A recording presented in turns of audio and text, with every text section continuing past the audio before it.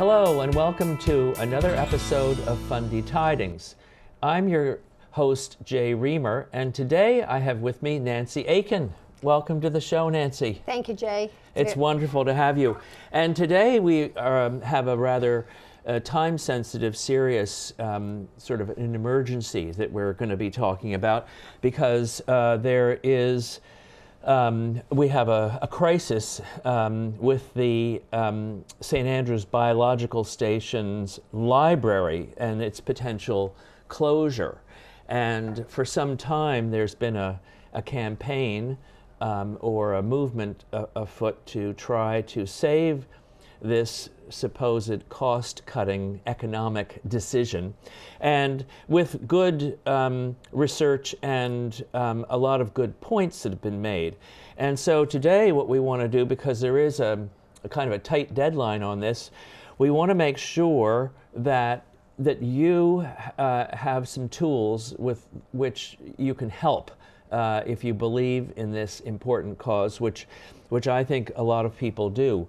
And I think that, one of the things, I tend not to get involved in a lot of political discussions because it's probably just, I'm not an expert on that sort of thing. But I do think that if people, once people have heard what it is that you've got to say today, they're going to want to be able to get a hold of either Keith Ashfield, who is the Minister of the Department of Fisheries and Oceans, and his email will be put up on the screen, or John Williamson, who is our member of Parliament from Charlotte County, and you can either, his email will be up there, but also his telephone number, and you can phone his office in St. Stephen, and the number there is 466-3928. So after you hear this, if you want to support this, which is only asking for a meeting, then that's how you can do it. So at any rate, let's get started. And so for those of the viewers who are really not familiar with this situation, what is SOS? Well, first of all, Jay, thank you very much for this opportunity. And I'm representing the SOS committee, of which Carolyn Davies is chair, but she is out of town. And so I was parachuted in to do this interview because, as you were saying, this is very important. It's important to the town of St. Andrews. It's important to Charlotte County. It is indeed important to all of New Brunswick. This committee was formed about, well, maybe not quite a year ago, when we got wind of the proposed closure of the library and also the end of the contaminants and department at the biological station. And so we decided that although the contaminants and toxicology department is very important, we decided to focus on the library because we thought we could make a case that we could present to the government to override advice from within the Department of Fisheries and Oceans, because we can show that we can save the government money by keeping the library here and keeping it functional. So basically what we're dealing with here is a situation where at some point along the line, in order to cut back on the budget somewhere, someone decided that closing the library was going to be a good move. It was going to save money.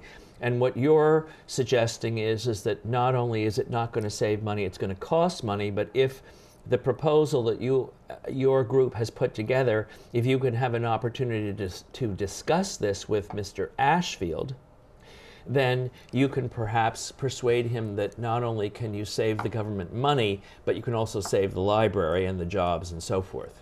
That is true, but to be fair, this idea, this proposal was first initiated from within the department by a department within that department called Information Management. And that was a cost-saving, or thought to be a cost-saving measure.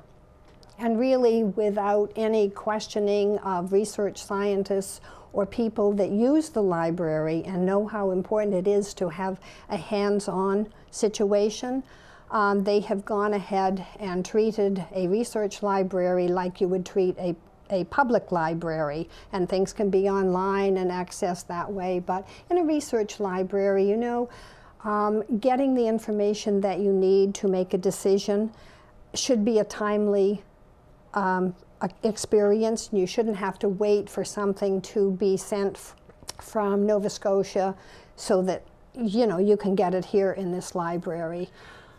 So basically, the closure of this library would, from a logistical point of view, it would mean actually packing up the books or the research papers and taking them to Halifax or somewhere in Nova Scotia where they would be stored. And in order to access them, you would have to fill out some sort of a request form and have the books sent to you. You use them and then they get sent back. That's right. All of which costs money and a lot of time. That's right. And the other thing that hasn't been addressed is the number of other institutions, scientific institutions, industry, universities that use this station facility, this library. And it appears that those people won't have access to this interlibrary loan procedure.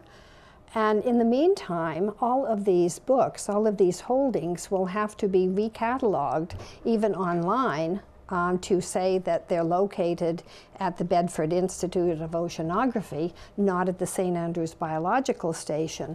So, and there are going to have to be additional staff people at BIO to handle the interlibrary loans, to look at the recataloguing.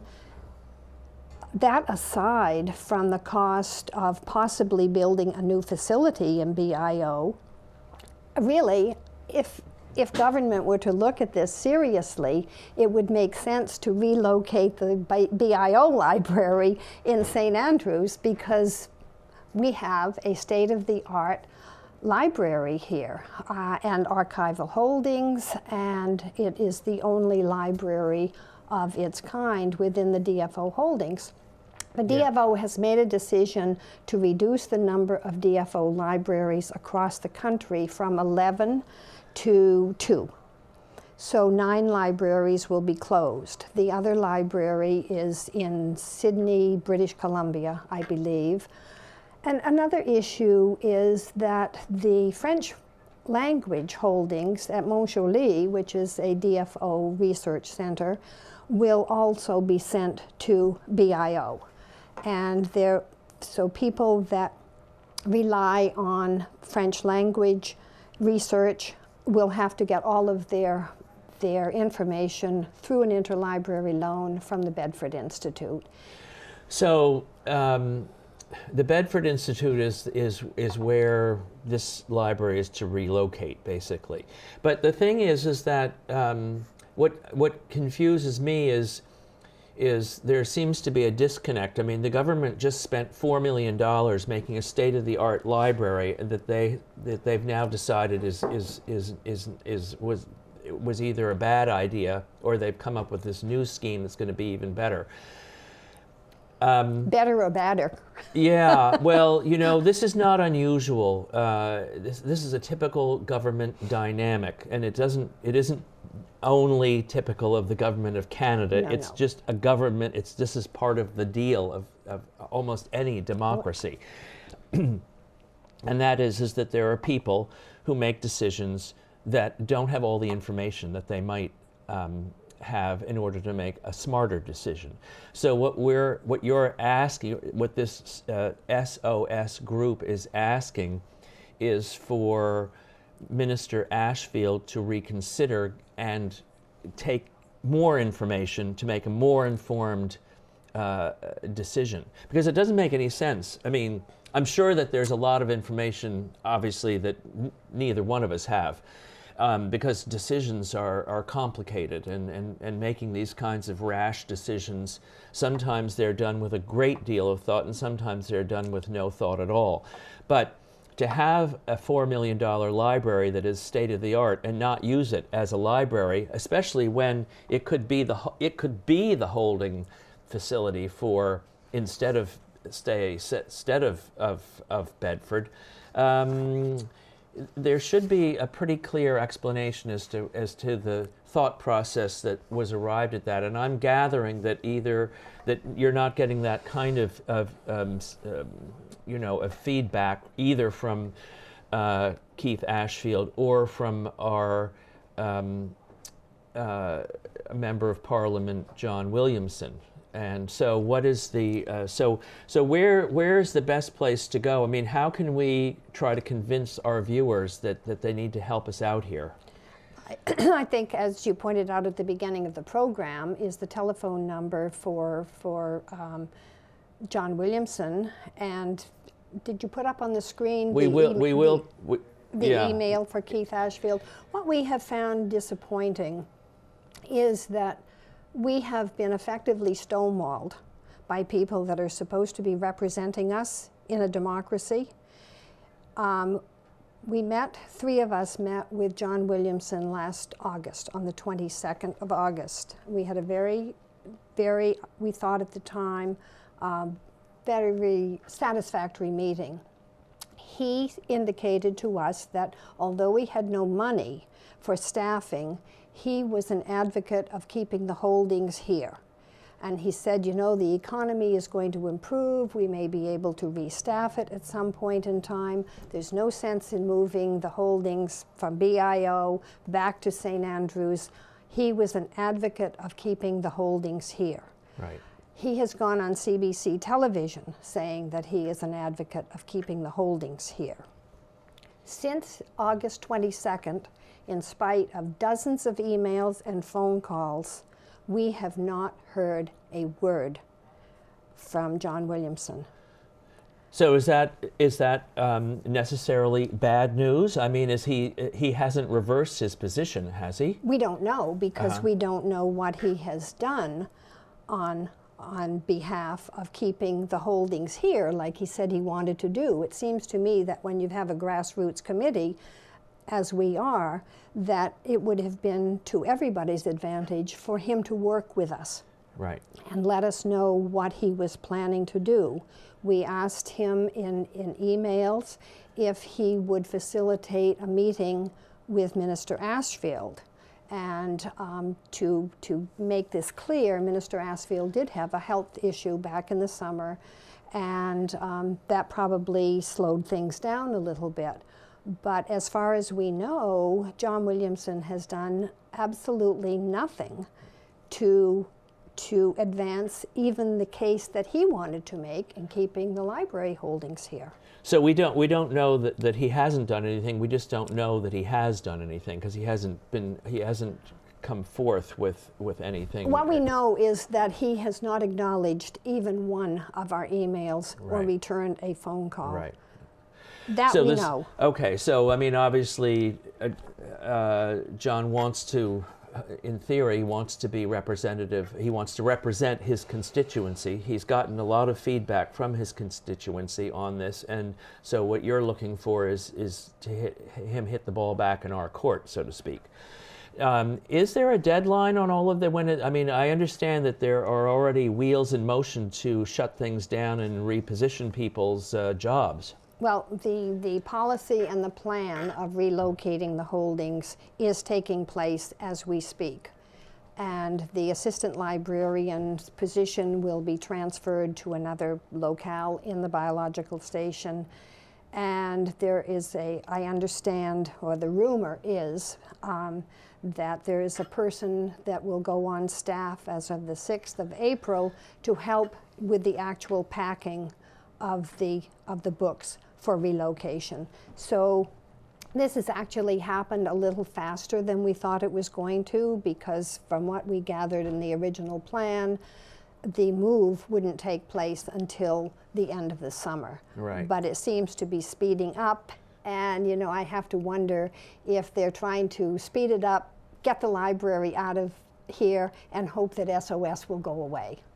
Well, I mean, that is not an unusual plan of attack. But so what SOS would really like is a more clear indication that the government is making an informed decision as opposed to a decision that seems to be coming out of left field, perhaps not thought through as carefully. Because if the goal is to save money, I mean, that's what this is all about, then if your plan is actually better from the bottom line standpoint, and other standpoints also, then the resistance that the government is showing at the moment needs to be explained. That's right. All we are asking at this point in time is an opportunity to meet with Minister Ashfield, with or without John Williamson present, whoever, and explain our proposal and how it's going to be funded and how it would work.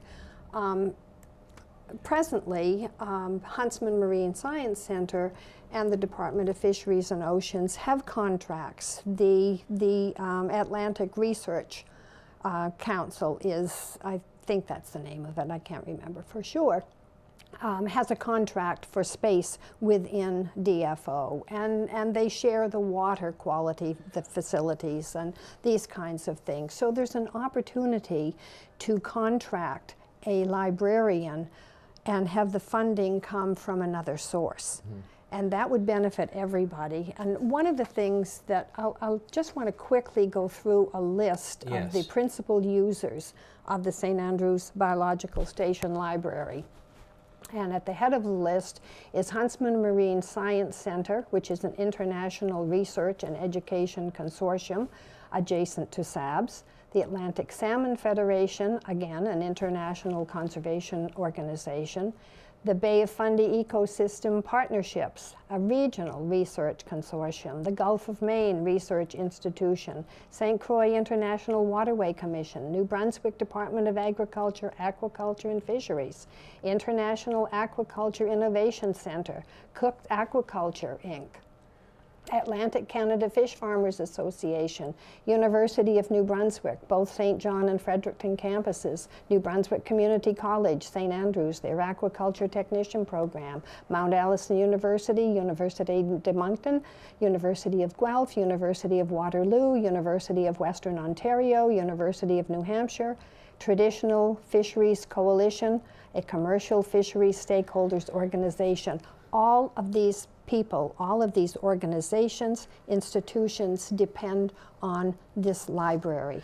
Now, so this, it's not like if the library were moved, I'm just playing devil's advocate because I don't really know. You play it well, Jay. This information is still going to be available in Bedford, Nova Scotia, but it won't be set up the same way because what they're trying to do is to digitalize this library, and as has been explained to me, that cannot be done with a lot of research papers because of copyrights and so forth and just the logistics. So the actual facility and the layout as far as how someone from one of these organizations would access the information would be quite different, and in fact would be impossible. That's what I'm gathering from what you're saying. Impossible is probably the operative word, because in the policy of the information management proposal, this information going to Halifax, going to BIO, will be available to these groups that I just listed only as staff and money exist to do that. So it could well be that this information that goes back from in this library for 100 years will not be available to non-DFO users. So essentially what we're dealing with here is a proposed move on the part of the federal government to streamline their library, their library system as far as marine sciences go, which is a very important piece of the economic fiber of Canada. So to reduce it from 11 libraries down to 2 libraries, I mean, that makes sense as far as money goes. Whether it makes sense from a logistical point of view, I would question that just to begin with. But that aside, if the SOS group actually has a plan that would work better economically than the plan that is currently under consideration, then it would seem to me that Minister Ashfield would be looking forward to meeting with you. And I'm hoping that after our viewers have a chance to see this show and to contact, please, Minister Ashfield and or John Williamson's office, that there would be at least the opportunity for him to consider this. There may be things going on behind the scenes that we're unaware of because because the communication has been nil. Yes. So what we're looking for here is to have a little bit more open communication. That's right. Yeah. All we would like, as I've said several times, is an opportunity to meet with Minister Ashfield and explain our proposal, listen to his concerns, and try to work out a compromise that works for his department, for saving the country money, and for enhancing the economic base of this part of New Brunswick.